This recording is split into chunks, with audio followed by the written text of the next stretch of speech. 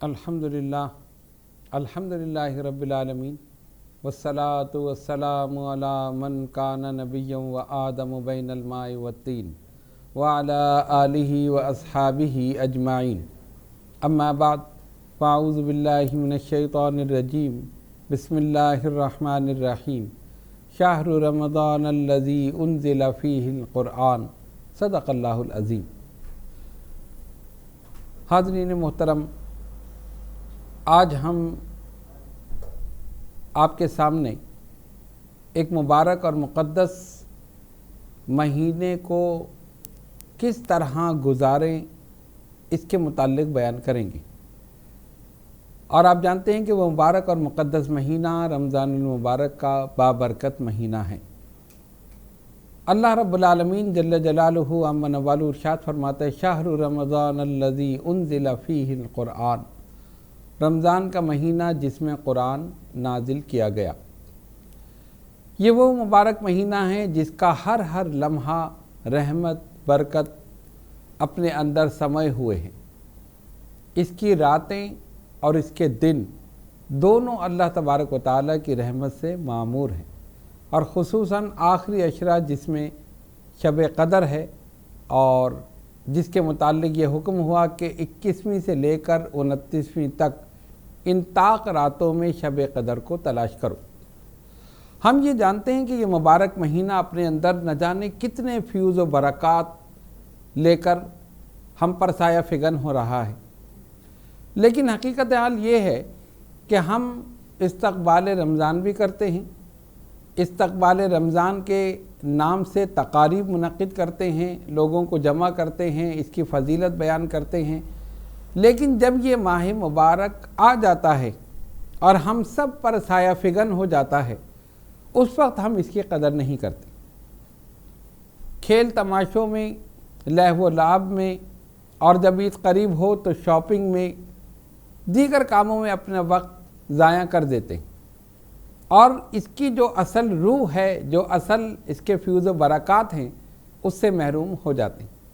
اس لیے ہمیں یہ چاہیے کہ ہم پہلے سے اس کی تیاری کریں اور یہ سوچیں کہ یہ ماہ مبارک ہمیں کس طرح گزارنا ہے، اور اس ماہ مبارک میں ہمیں کیا کیا نیک اعمال کرنے ہیں۔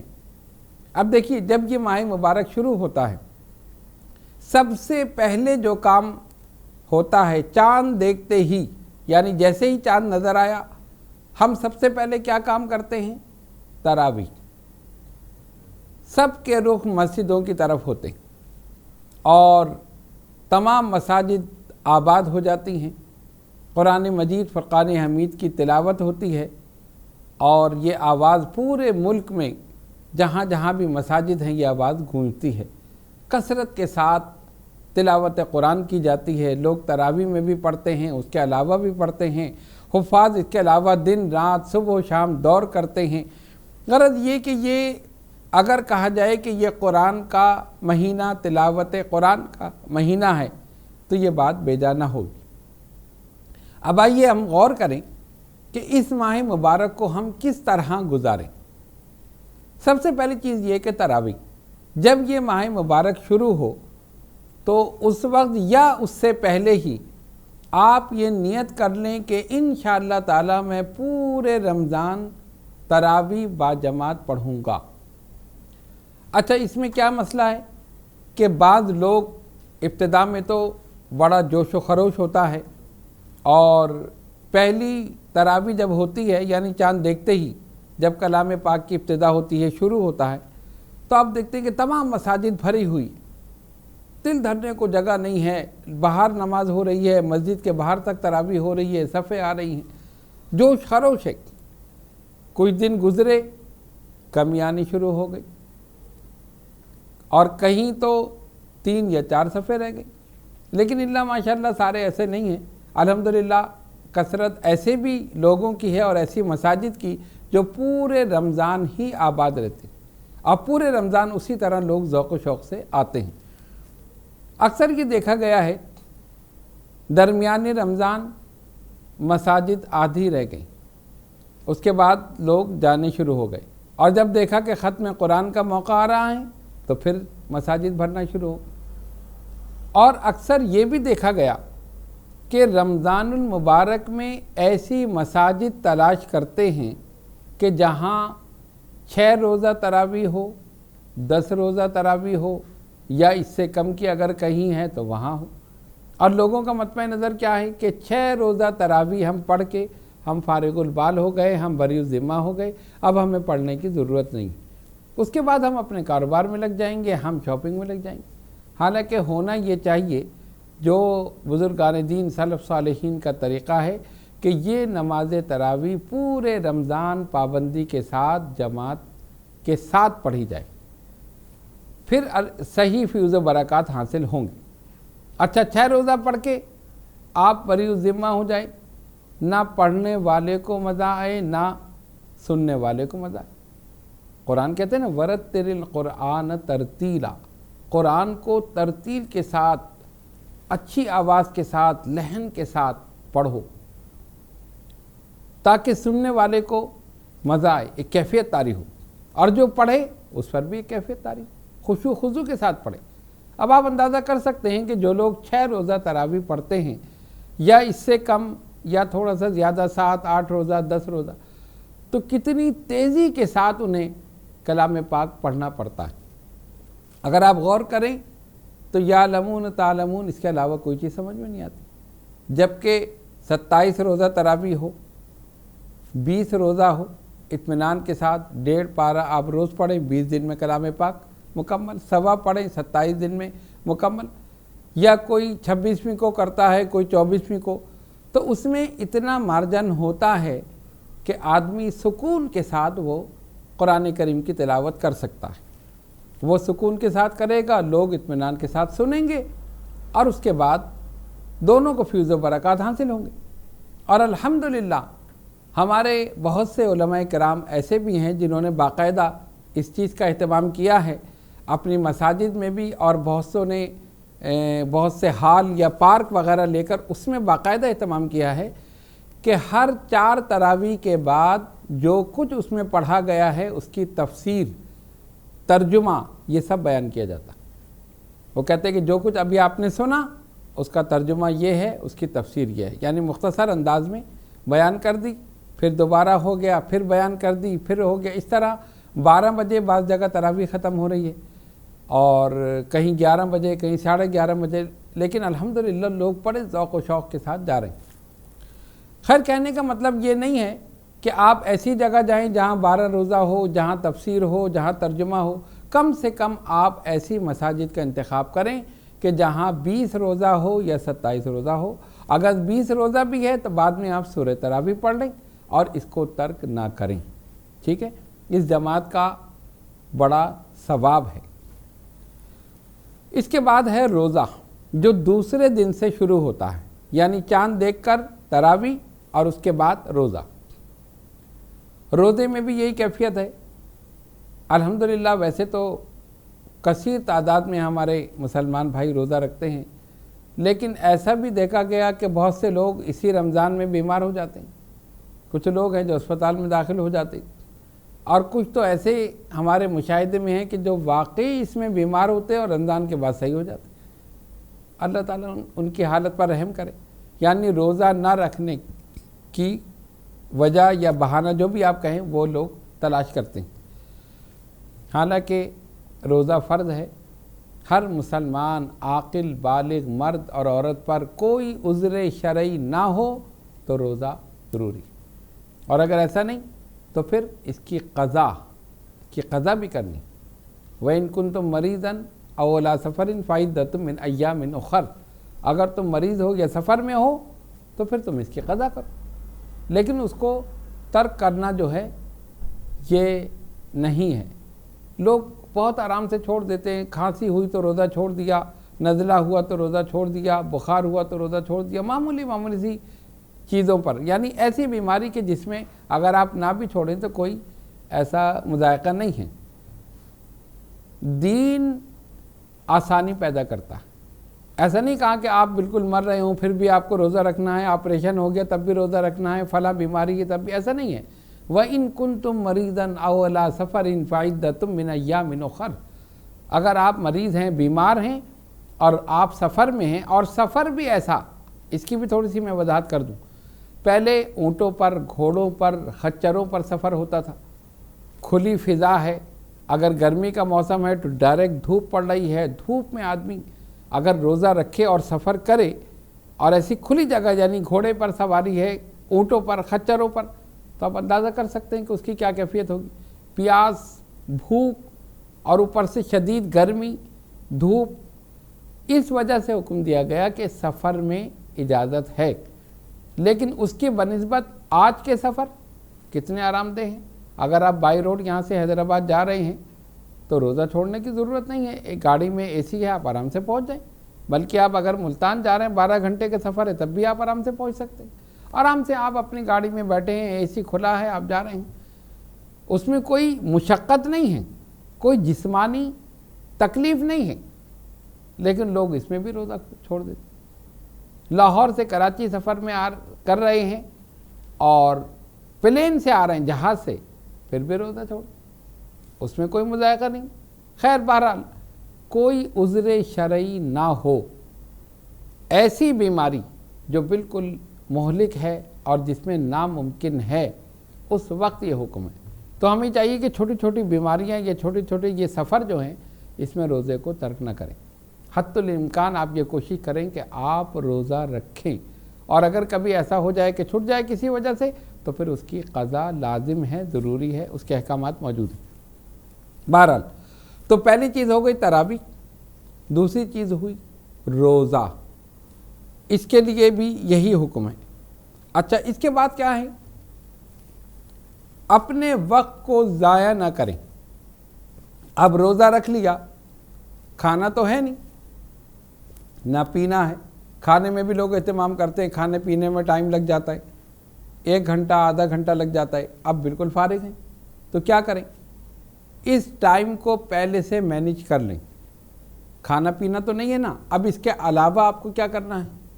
تلاوت قرآن سب سے بہتر نسخہ ہے، سب سے بہترین طریقہ ہے.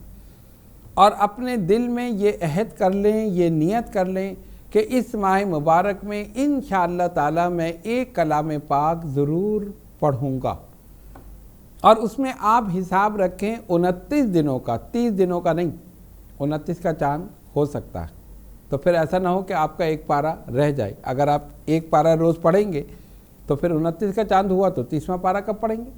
تو اس لیے آپ 29 کے حساب سے آپ شروع کریں. اگر پہلے ہو جائے تو کوئی مسئلہ نہیں ہے، اور جتنا زیادہ پڑھ سکیں اتنا زیادہ پڑھ لیں. آپ سحری کے بعد، فجر کی نماز بھی جلدی ہوتی ہے نا، آپ اس وقت پڑھ لیں. آفس جانے سے پہلے پڑھ لیں، آفس سے آنے کے بعد، عصر کے بعد پڑھ لیں، عصر سے مغرب تک بھی ٹائم ہے. اور اگر درمیان میں ظہر کے بعد ٹائم ملتا ہے تو اس وقت آپ پڑھ لیں. جب آپ کو ٹائم ملے آپ تلاوت قرآن کریں، پورا مہینہ پڑھیں. اور جب یہ کوشش کریں گے اور دل میں یہ خیال ہوگا کہ ایک کلام پاک مجھے ضرور مکمل کرنا ہے، انشاءاللہ تعالی مکمل ہو جائے گا. انسان دل پہ رکھے تو ہو سکتا ہے، کیا ہے وہ آہستہ پڑھتا ہو، پھر بھی اگر روزانہ پڑھے گا، جتنا زیادہ پڑھ سکے، تو آپ دیکھیں ہو سکتا ہے کہ 15 دن 20 دن میں ہی مکمل ہو جائے. اور اگر نہ بھی ہوا تو کم سے کم اس پورے رمضان میں ایک کلام پاک ضرور مکمل ہو جائے گا. اور آپ دیکھیں کہ یہ وہ مہینہ ہے جس میں ہر عمل کا ثواب دگنا ہے. نوافل کا ثواب فرائض کے برابر اور فرائض کا ثواب اس سے بھی زیادہ. تو اگر عام دنوں میں ایک حرف پر 10 نیکی ہے، الف لام میم، 10 نیکی نہیں ہے، 30 نیکیاں.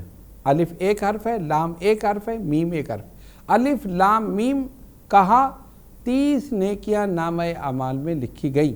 اور یہی الف لام میم جب آپ رمضان المبارک کے مہینے میں کہیں گے، پڑھیں گے، اور اس کے آگے پڑھیں گے پورا کلام پاک، تو آپ اندازہ کر سکتے ہیں کہ اللہ تبارک و تعالی اس کا ثواب جب دگنا کرے گا تو کتنا ثواب ہو، جس کا کوئی اندازہ نہیں لگا سکتا. اس لیے ہمیں چاہیے کہ تلاوت قرآن کو اس ماہ مبارک میں اپنا معمول ضرور بنائیں. اور اس کے لیے ہم نے بتا دیا کہ آپ پہلے سے ٹائم اس میں مینیج کر لیں کہ کس طرح مجھے کس وقت پڑھنا ہے. جو لوگ آفس جاتے ہیں ان کو چاہیے کہ فجر کے فوراً بعد لے کر بیٹھ جائیں، فجر کے بعد پڑھ لیں. یا آفس سے اگر جلدی آ گئے 2 بجے 3 بجے، کیونکہ رمضان المبارک میں آفس ٹائمنگ جو ہیں وہ کم ہو جاتے ہیں، गवर्नमेंट की तरफ से भी और वैसे भी जो निजी इदारे हैं, प्राइवेट इदारे हैं, वहाँ भी लोग उसमें कमी कर देते हैं। तो वहाँ पर आप ऑफिस में पढ़ सकते हैं, आप घर में पढ़ सकते हैं, आप अपने इलाके की मस्जिद में पढ़ सकते हैं, लेकिन आप ये नियत कर लें कि इस पूरे रमज़ान में एक कलाम पाक मुझे ज़रूर मुकम्मल करना है, इंशाअल्लाह ताला हो जाएगा।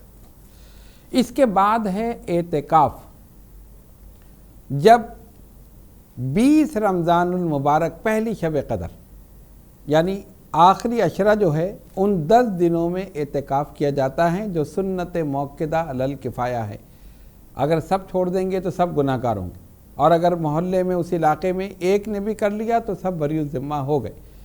लेकिन अल्हम्दुलिल्लाह अब तो काफ़ी कसरत होती है एतिकाफ़ करने वालों की, और उसमें नौजवान भी बड़े ज़ौक़ व शौक़ से आते हैं, बच्चे भी आते हैं। लेकिन हमारी राय ये है कि फ़िलहाल जो नाबालिग बच्चे हैं, समझदार नहीं हैं, उनको रोका जाए, इसलिए कि वो शौक़ में बैठ जाते हैं, लेकिन जब एक जगह बंद जाते हैं, कि ज़ाहिर है बंदने से मुराद ये है कि मस्जिद से बाहर नहीं जा सकते, एक हुदूद है ना उसकी मोतकिफ़ के लिए, तो इस वजह से फिर वो परेशान होते हैं। और जो बड़े हजरात हैं उनको भी ये चाहिए, अगर अल्लाह ताला तौफीक दे तो एतिकाफ़ के मसाइल समझें, उनको गौर करें, और पहले मस्जिद की हुदूद का तयन कर लें कि मस्जिद की हुदूद कहाँ कहाँ है। यहाँ से हमें बाहर नहीं निकलना। ज़रूरी हाजत के लिए वॉशरूम जाना है, वो अलग जगह है, वो मस्जिद से बाहर है। कितनी देर आपको बाहर रहना है? अगर आप ज़्यादा देर रहेंगे तो एतिकाफ़ टूट जाएगा। वहाँ बैठकर आप गपशप लगा रहे हैं, सिगरेट पी रहे हैं, पान खा रहे हैं, दीगर चीज़ें, इन तमाम चीज़ों को अपने जहन में रखें। मस्जिद के हुदूद का तयन करें, एतिकाफ़ के मसाइल को सीखें और फिर एतिकाफ़ करें, ताकि उसकी असल रूह जो है और असल फ़ैज़ व बरक़ात जो हैं वो आप हासिल कर सकें। दूसरी बात, इस माह मुबारक में 1.25 लाख अस्तग़फ़िरुल्लाह रब्बी मिन कुल्लि ज़ंबिन व अतूबु इलैह, ये एक आम इजाज़त है हमारी तरफ से, जो भी चाहे इसमें पढ़े। वैसे हमने अशरे के हिसाब से भी वज़ाइफ़ तरतीब दिए हैं, और वो मुख्तलिफ हमारे जो क्लिप चले हैं उसमें हमने वो बताया है कि पहले अशरे में ये पढ़ना है, दूसरे अशरे में ये, तीसरे अशरे में ये। लेकिन आम तौर पे जो लोग हैं जो ऐसा नहीं कर सकते या उनके लिए थोड़ी सी मुश्किल है, तो उनके लिए ये है कि अस्तग़फ़िरुल्लाह रब्बी मिन कुल्लि ज़ंबिन व अतूबु इलैह, पूरे महीने में 1.25 लाख उनको मुकम्मल करनी है। और उसके लिए भी यही है कि आप चलते फिरते पढ़ सकते हैं, उठते बैठते पढ़ सकते हैं, घर में पढ़ें, मस्जिदों में पढ़ें, अपने ऑफिस में पढ़ें, जहां आप कारोबार कर रहे हैं अपनी दुकान पर पढ़ें, जहां चाहें आप पढ़ें। वो एक काउंटर आप ले लें, 11 दफ़ा दुरूद शरीफ पढ़ें, शुरू कर दें, और जब बात करनी हो तो 3 दफ़ा दुरूद शरीफ पढ़ के रोक दें, बात कर लें, फिर दुरूद शरीफ पढ़ें, फिर शुरू कर दें। यानी करना ये है कि इस पूरे महीने 1.25 लाख, ये उसकी तादाद है, 1.25 लाख इस्तग़फ़ार मुकम्मल करनी। नबी पाक अलैहिस्सलातु वस्सलाम की हदीस शरीफ, जिसका मफ़हूम ये है कि ये इस्तग़फ़ार तुम्हारे दिलों की पॉलिश है।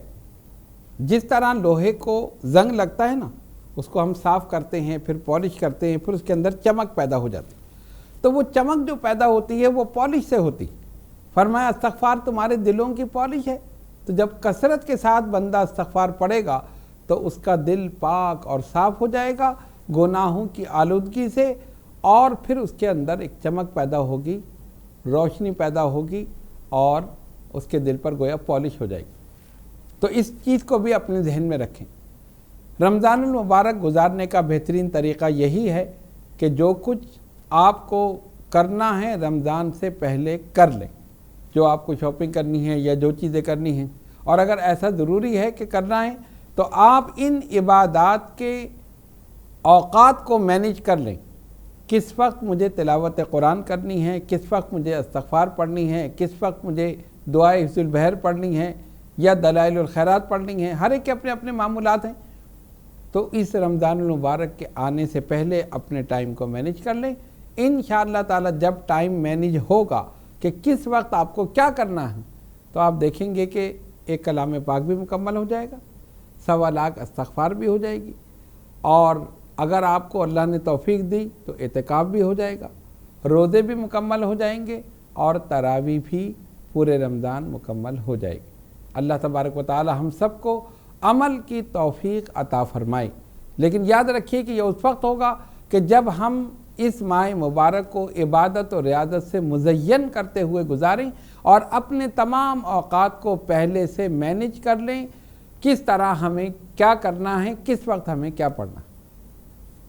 اللہ تبارک و تعالی ہم سب کو اس ماہ مبارک کے فیوز و برکات سے مستفید ہونے کی توفیق عطا فرمائے، اور جو عمل ہم اس ماہ مبارک میں کریں اپنے حبیب پاک صاحب لولاک صلی اللہ علیہ وسلم کے صدقے میں قبول اور منظور فرمائے۔